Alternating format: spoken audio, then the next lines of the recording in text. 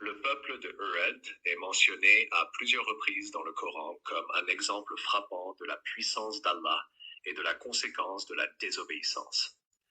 Ils sont décrits comme un peuple prospère, puissant et technologiquement avancé pour leur époque, mais ils ont sombré dans l'orgueil et la corruption.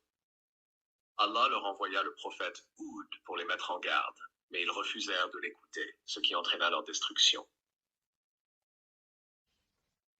Le peuple de Had dans le Coran. Le Coran mentionne les Had dans plusieurs versets, en particulier dans les sourates Al-Araf, Hud, Ash-Shu'ara, Fusilat et Al-Haqqa. Voici un résumé de ce que dit le Coran à propos des Had et de leur destin. Prospérité et puissance des Had. Les Had étaient connus pour leur force physique et leur capacité à construire des édifices grandioses dans des lieux difficiles.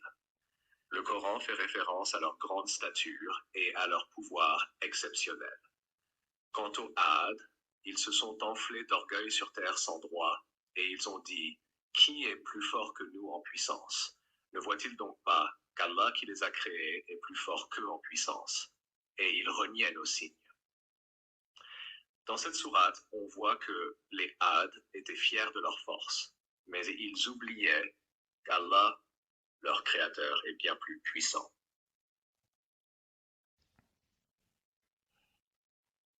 2. La ville d'Iram. Le Coran mentionne également une ville mystérieuse appelée Iram, où résidait le peuple de Had. Cette ville est décrite comme un lieu prospère avec de hautes colonnes, ce qui renforce l'image d'un peuple puissant et habile dans la construction. N'as-tu pas vu comment ton Seigneur a agi envers les Had et Iram, la cité à la colonne remarquable dont jamais pareil ne fut créé parmi les villes? Surat Al-Fajr 89, 6, 8. La mention de colonnes remarquables d'Atelamad suggère que cette ville avait une architecture grandiose et impressionnante, comme l'ont suggéré des traditions islamiques et des récits historiques. 3. L'adoration des idoles et le rejet du message d'Oud. Le peuple de Had vouait un culte à des idoles, et selon certaines interprétations, ils adoraient également la ceinture d'Orion, arabe Najm al-Shari, un groupe d'étoiles dans le ciel. Le Coran mentionne qu'ils transgressèrent les lois d'Allah et semèrent la corruption. Allah envoya Houd pour les avertir et leur rappeler de revenir à l'adoration exclusive d'Allah, mais ils rejetèrent son message avec arrogance. Et Houd, leur frère Houd, nous envoyâmes. Il dit « Ô mon peuple, adorez Allah. Vous n'avez point de divinité en dehors de lui. Vous n'êtes que des forgeurs de mensonges. Ô mon peuple, je ne vous demande pas de salaire pour cela. Mon salaire n'incombe qu'à celui qui m'a créé. Ne raisonnez-vous donc pas, ô mon peuple, implorez le pardon de votre Seigneur, puis repentez-vous à lui. Il vous enverra du ciel des pluies abondantes et ajoutera force à votre force, et ne vous détournez pas de lui en devenant criminel. 11.52. Les Héèdes se moquèrent de Houd et rejetèrent son avertissement, continuant à vivre dans l'insouciance et la corruption. 4. La destruction des Héèdes par une tempête de sable. Le peuple de Had fut finalement détruit par un châtiment divin, une tempête de sable violente envoyée par Allah, qui dura plusieurs jours et les anéantit. Leur force et leur prospérité ne purent rien contre la puissance d'Allah. Quant aux Wad, ils furent détruits par un vent mugissant et furieux, qu'Allah déchaîna contre eux durant 7 nuits et 8 jours consécutifs. Tu voyais alors les gens renversés, comme des souches de palmiers évidées. La tempête de sable est décrite comme dévastatrice, balayant tout sur son passage et rendant le peuple de Hud impuissant face à la colère divine. Spécificité du peuple de Hud. Une grande stature et une force physique. Selon des récits postérieurs, les Hud étaient réputés pour être de grands géants, avec une force physique extraordinaire.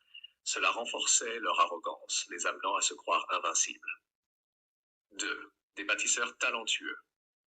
Comme mentionné dans le Coran, ils étaient capables de construire des structures imposantes dans les montagnes et les déserts. La ville d'Iram, avec ses colonnes majestueuses, est l'exemple de leur savoir-faire architectural. Un peuple prospère et béni par Allah. Avant leur transgression, les Had jouissaient de la prospérité. Ils vivaient dans une région fertile, recevaient des pluies abondantes et possédaient des terres agricoles et des animaux en grand nombre. Cette bénédiction fut néanmoins retirée à cause de leur arrogance et de leur refus d'obéir à Allah. La corruption et l'adoration des idoles. Leur prospérité les amena à négliger leurs responsabilités spirituelles. Ils se détournèrent de l'adoration d'Allah pour se tourner vers des idoles, commettant ainsi des actes de corruption et d'injustice dans leur société.